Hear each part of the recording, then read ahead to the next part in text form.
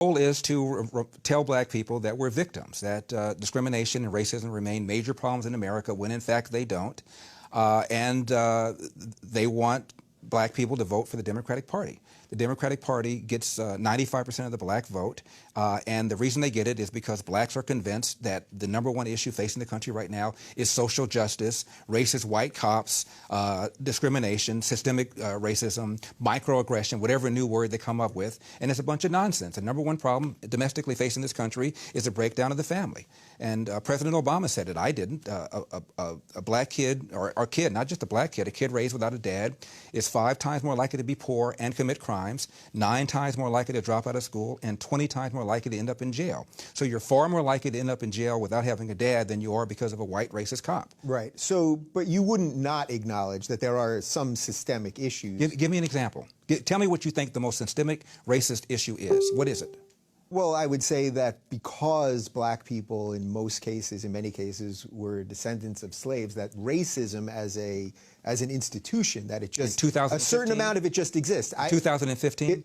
Give me the most blatant racist example you can come up with right now. I think you could probably find evidence that, in general, cops are more willing to shoot if the perpetrator is black than white. What's your basis for saying that? Last year... Well, look, I know a lot of people would say, look what's going on in Chicago. I know what they would say. Yeah. I'm talking about what the facts are. 965 people were shot by cops last year and killed. 4% of them were white cops shooting unarmed blacks. In Chicago in 2011, 21 people were shot and killed by cops. In 2015, there were 7. In Chicago, which is a third black, a third white, and a third Hispanic, 70% of the homicides are black on black. About 40 per month, almost 500 per year last year in Chicago, and 75% of them are unsolved. Where is the Black Lives Matter on that? The idea that a racist white cop and shooting unarmed black people is a peril to black people is BS. It's complete and total BS. And the reason for these so-called activists saying this is the assumption that racism remains a major problem in America. The media, CNN, especially MSNBC, runs down whenever a black cop shoots somebody, and it's some march on Washington. It's ridiculous. Black people, half the homicides in this country are committed by and against black people. Last year there were 14,000 homicides. Not talking about suicides, I'm talking about homicides. Half of them were black, 96% of them black on black of that 7,000. Where's the Black Lives Matter people on that? So there's where you would say that this is purely because of social justice. This is purely because they want ultimately for people to be angry enough to just keep voting Democrat. That's right. And where's the evidence of a lack of social justice? When a black suspect is killed by a cop, believe me, the media is on it. People are watching it, and justice will, for the most part, occur. In Baltimore, where Freddie Gray was killed, Freddie Gray died in a van. I shouldn't say was killed. Died in a van. Yeah. You have a city that's 45% black. City council is 100% Democrat. The majority of city council is black. The top cop at the time was the mayor is black. The AG is black. And yet here we are talking about racism. I mean, it's absurd. Yeah. It's absurd. So it's funny. I find myself caught in between this a little bit as a liberal, where I want to always try to defend the other. So in this case, the other being black people, I'm always sympathetic to that. And at the same time, I hear you laying out a pretty solid case. These are just the facts. I'll tell you something else, too. There was just a study, University of Washington. And it turns out cops were more reluctant, more hesitant to pull the trigger against a black suspect than a white suspect, probably because of the fear of being accused of racially profiling and the fear that the civil rights establishment was going to come down on him. So if anything, whites are more likely to be shot by a cop under certain circumstances than a black person. And in the last 30 or 40 years, the percentage of suspects killed by cops who are black has declined 75%. However, the percentage of whites killed by cops has flatlined. Yeah. And so if anything, people are more concerned about shooting black people for fear that they're going to be called racist. And almost every one of these incidents, whether it's Eric Gardner in New York, who died because he was selling Lucy's and resisted arrest, whether it's Tamir Rice in Cleveland, who was twirling around the gun, whether it's Michael Brown in Ferguson, who had just committed a strong arm robbery, almost every one of these incidents involved somebody resisting arrest.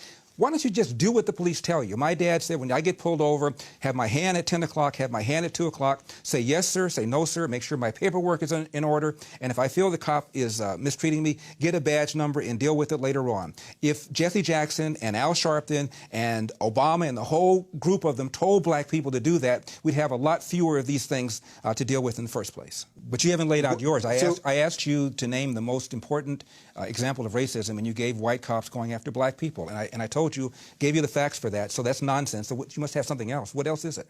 If you think racism remains a problem in America, give it to me. Well, I think it remains a problem. Give it to me. It may not be systemic in that it's not like you're not being hired because you're black. There's no systemic reason, legal reason that exists, that kind of thing. But I think that racism as a general theory exists. I need some specifics. You gave me the white cop thing. What else? Give me another example where you think is a problem.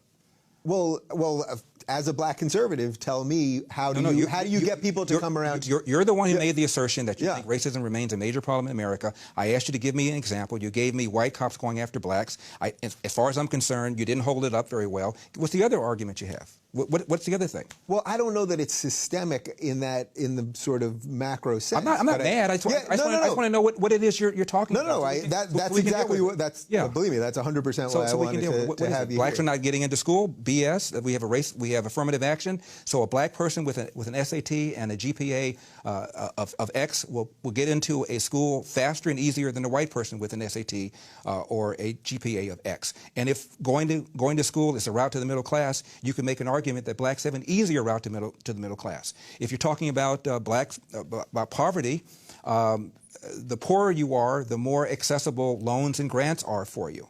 The problem, the biggest burden that black people have, in my opinion, again, is the percentage of blacks, 75% of them, that are raised without fathers. And that has every other social negative consequence connected to it. Crime, not being able to compete economically in the country, being more likely to be arrested, that's the #1 problem facing the black community. And when I hear people tell me about systemic racism or unconscious racism, I always say, give me an example, and almost nobody can do it. So the family stuff. So I'll follow your logic there on the family stuff.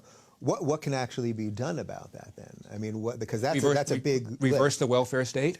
In 1890, 1900, you look at census reports. A black kid, believe it or not, was slightly more likely to be born to a nuclear intact family than a white kid. Even during slavery, a black kid was more likely to be born under a roof with his biological mother and biological father than today. What's happened is we launched this so-called war on poverty in the 60s, where literally Lyndon Johnson sent people knocking on doors. I lived in the 60s, and people knocked on doors apprising women of their availability to welfare, provided there was no man in the house. And we went from 25% of blacks being born outside of wedlock in 65 to 75% right now. And you look at how much money that we spent on welfare, and the lines are parallel. It was a neutron bomb dropped on this country, not just on the black community, but on people in general.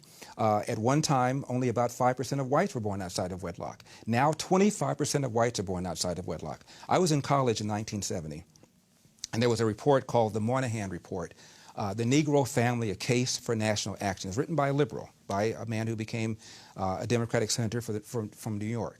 And at the time, 25% of black kids were born outside of wedlock. He said, my God, this number is horrific. If we don't do something about it, it could get even higher. Well, fast forward, 25% of white kids are now born outside of wedlock. It is the #1 problem in this country, and what we've done, in my opinion, is we've economically incentivized women to marry the government, and we've allowed men to abandon their financial and moral responsibility. And now we have this. So do you and the left has done this. Right. Okay. So do you think then that as a black conservative, that the biggest issue is it's impossible to have this conversation? Right. Like the stuff we're talking about right now is rarely really discussed in the media. You've written some books about it, and it's people talk about it every now and again, but we rarely have this discussion because, and this is where I will agree with you, that the left has made language such a problem, and everyone's so trigger-warned and safe-spaced, that we're afraid that if you have this conversation, that somehow I'm going to come off racist. That's not why we don't have the conversation. We don't have the conversation because the left would then have to look in the mirror and go, Jesus H. Christ, look at what I've done. And they don't want to do this. I've had a radio show for almost 25 years. I've invited Jesse Jackson on 50 times, 60 times. I've invited Al Sharpton on that number. Maxine Waters, another loudmouth black woman around here who's running around talking about racism. She won't come on my show either. They don't want to deal with these issues. Why? Let's have a conversation. If I'm wrong, tell me I'm wrong. Tell me how I'm wrong. Give me your data. Give me your facts. Tell me what you got. Yeah. And I could quote the Brookings Institution, which is a liberal think tank, and the Heritage Foundation, which is a conservative think tank, and they'll both tell you that there's a relationship between crime and bad schools and going to prison and not having a dad. So this is not just a liberal kind of thing or a conservative kind of thing. It's a real world kind of thing, and they don't want to have that conversation. I've never heard a reporter ask Obama about the connection between the rise of the single-parent household and the rise of welfare spending. I've never heard anybody ask him that question, not one time. Yeah. And so, as far as I'm concerned, there's this desire not to have this conversation for fear that it then will cause you to rethink your assumptions. A psychologist would call that cognitive dissonance. This anxiety that you feel when you have had your assumptions challenged and you don't want to do it. It's uncomfortable. Yeah. The only thing that connects black people to the Democratic Party, in my opinion, is this notion of social justice and this notion that racism remains a major problem in America. Look down the list of things that black people like and support. Blacks are more pro-life than whites are. Blacks were more anti-gay marriage than whites were. That's one of the reasons this proposition passed here in California, is because of the way blacks and browns voted. Again, I didn't vote that way, but it's the way a lot of blacks and browns did. Blacks want to be wealthy. One of the reasons Donald Trump is getting about 25% of blacks, which is 5 times, by the way, the percentage that Mitt Romney got, is because of Donald Trump's swagger and his being proud that he's made money. The Democratic Party is completely beholden to the teachers' union and vice versa. The union is adamantly opposed to vouchers, where the money follows the kid rather than the other way around.